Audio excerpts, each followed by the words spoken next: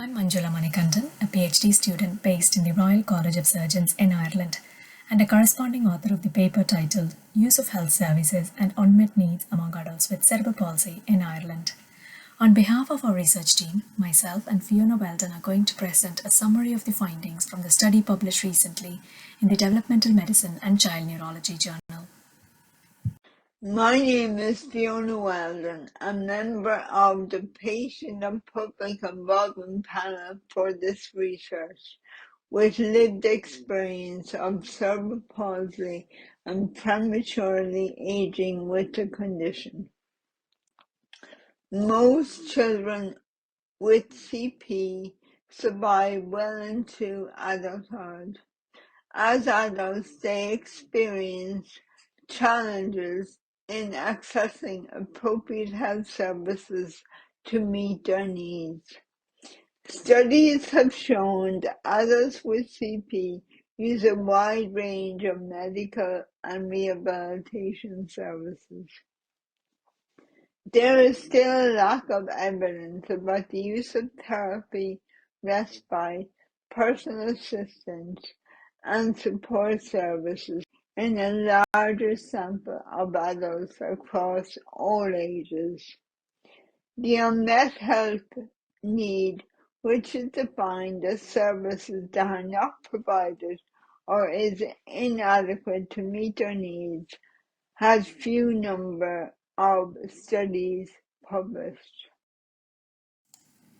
Therefore, this study aimed to describe current health service use and related unmet needs among adults with CP living in Ireland, and to identify factors associated with health service use. We conducted a secondary analysis of a cross-sectional data using the Irish National Physical and Sensory Disability Database, collected in 2017. NPSDD is a voluntary database which included data of adults aged 18 to 65 years with primary and secondary diagnosis of CP, who were using services when the data was collected or who would require services in the next 5 years. The outcomes studied were use of therapeutic, personal assistant, respite, and support services. We identified unmet needs among adults with CP by dividing them into two categories. Required services are those who needed services but not currently using it, and required enhanced services are those who are currently using services but need additional services to meet their needs. We described the proportion of people currently using services, proportion of people requiring services, and requiring enhanced services. We conducted logistic regression of factors such as age, sex, living arrangements, epilepsy, speech problems, intellectual disability, wheelchair use, hearing and visual impairments associated with health service use.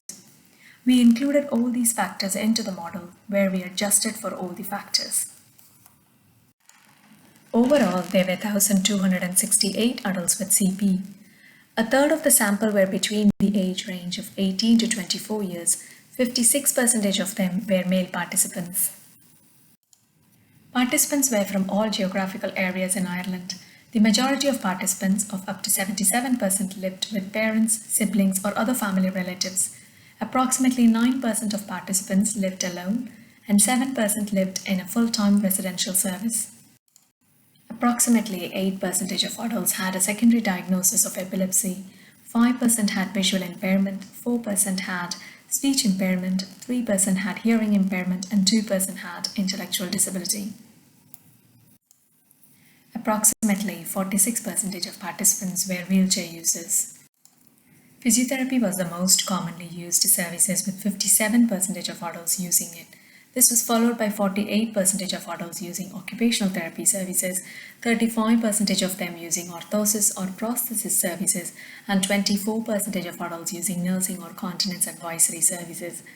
Complementary therapy and home care assistance services were the least commonly used, ranging from 7 to 9% using these services. Among the sample studied, the most commonly required services of up to 16% were for physiotherapy services. 10% required occupational therapy services and 7% required personal assistance services. Physiotherapy, occupational therapy, and respite services were the services that most commonly required enhancement among the sample studied. The unmet needs were high for physiotherapy services of up to 23%, followed by 13% for occupational therapy services and approximately 8% for chiropody and PA services. When we looked at factors associated with health services, we found adults aged 25 years and over were less likely to use physiotherapy, occupational therapy, speech and language therapy, psychology or counseling, and assistive technology services than those aged between 18 and 24. Those between 55 and 65 years were more likely to use public health nursing or continence advisory services. Those between 35 and 44 years of age were more likely to use personal assistance services compared to those between 18 and 24 years of age.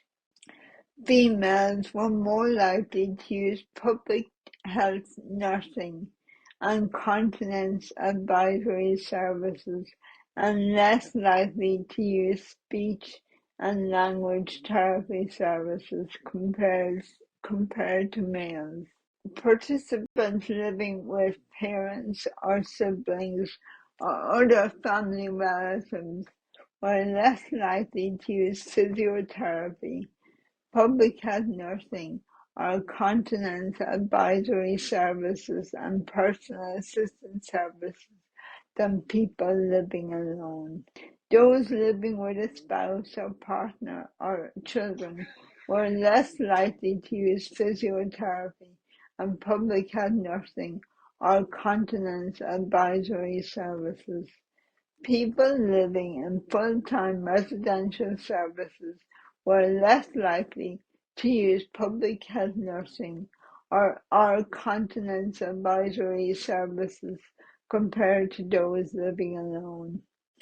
Adults with speech and language disorders were more likely to use occupational therapy and speech and language therapy services and less likely to use psychology and counseling services.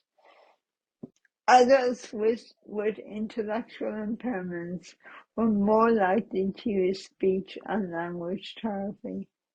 Adults who use the wheelchair were more likely to use all of the services studied. To conclude, adults with CP used a wide range of health services in Ireland. Unmet needs, which refers to people who need services and services that are not adequate, was particularly high for therapeutic, respite, chiropody, and PA services. The findings were limited by the use of voluntary database, potentially overestimation of proportion of people who are currently using services or will need services in the next 5 years. The findings highlighted the need for a lifespan perspective of planning and developing adequate services to meet adults' needs, regardless of their age, mobility level, or living arrangements. We would like to thank our PPI contributors who were involved in identifying the health services and factors to study and the interpretation of our results. Please feel free to read our paper for more information of our results and interpretation. Thank you. Thank you.